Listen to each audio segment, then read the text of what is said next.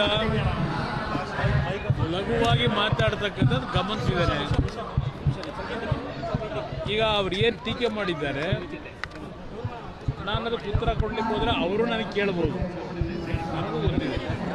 ಆದರೆ ಅವರು ಹೇಳ್ತಾ ಇರ್ತಕ್ಕಂಥದ್ದು ಏನಿದೆ, ಈಗ ಎಲ್ಲದಕ್ಕೂ ದಾಖಲೆಗಳು ಕೇಳ್ತಾರಲ್ಲ, ನಾನು ಹೇಳಿದ್ದಕ್ಕಾದರೂ ಕೆಲವು ದಾಖಲೆಗಳಿದೆ.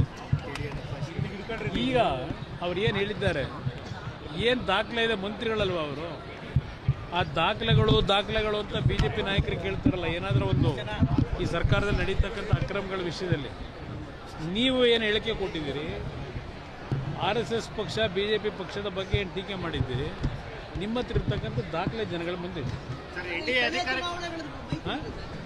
ಮೈತ್ರಿನಲ್ಲಿ ಯಾವುದೇ ಸಮಸ್ಯೆಗಳಿಲ್ಲ, ಯಾವುದೇ ಲೋಪಗಳಿಲ್ಲ.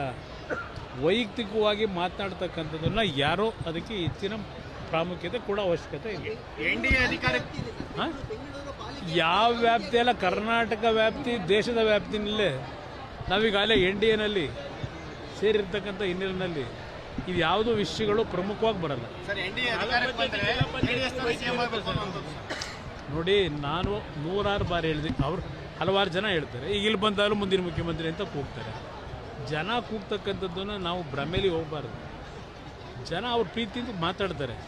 ಇಲ್ಲಿ ಪ್ರಶ್ನೆ, ಮಗು ಹುಟ್ಟೋದಕ್ಕಿಂತ ಕುಲ ವಿವಲಿಸಿದ್ರು ಅನ್ನಂಗೆ ನಾವು ಅದ್ರ ಬಗ್ಗೆ ಕನಸು ಕಾಣೋಕ್ಕಾಗತ್ತಾ? ಈಗ ನಾನು 2 ಬಾರಿ ಮುಖ್ಯಮಂತ್ರಿ ಆಗಿದ್ದೆ, ಜನಗಳ ಆಶೀರ್ವಾದದಲ್ಲ. ಅದನ್ನ ಈಗಲೇ ಹೇಳಿದೆ, ಇಲ್ಲೇ ಹೇಳಿದೆ, ಇಲ್ಲಿ ಯಾರ್ಯಾರು ಹಣೆಯಲ್ಲಿ ಏನೇನು ಬರೆದಿರ್ತದೋ ನಾನು ಆ 106 ಬಾರಿ ಹೇಳಿದ್ದೇನೆ.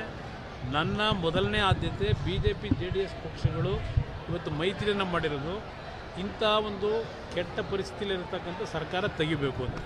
ಇದು ನನ್ನ ಮೊದಲನೇ ಆದ್ಯತೆ. ಮುಖ್ಯಮಂತ್ರಿ ಸ್ಥಾನ, ಅಧಿಕಾರ ಸ್ಥಾನ ಮುಖ್ಯ ಅಲ್ಲ. ಈಗಾಗಲೇ ನೋಡ್ಬಿಟ್ಟಿದ್ದೀನಿ, ದೆಹಲಿನೂ ನೋಡಾಗಿದೆ, ಕರ್ನಾಟಕನೂ ನೋಡಾಗಿದೆ. ನನಗೆ ಅದು ಮುಖ್ಯ ಅಲ್ಲ, ಈ ರಾಜ್ಯ ಮುಖ್ಯ. ಈ ರಾಜ್ಯ ಉಳಿಬೇಕು. ಅದಕ್ಕಿವತ್ತು ಒಂದು ಉತ್ತಮವಾದಂಥ ಜನಪರವಾದಂಥ ಸರ್ಕಾರ ತರಬೇಕು. ಅದು ನನ್ನ ಮೊದಲನೇ ಆದ್ಯತೆ. NDAನಲ್ಲಿ ಯಾವುದೇ ಗೊಂದಲ ನಾನು ಅದಕ್ಕೆ ಅವಕಾಶನೇ ಕೊಡಲ್ಲ.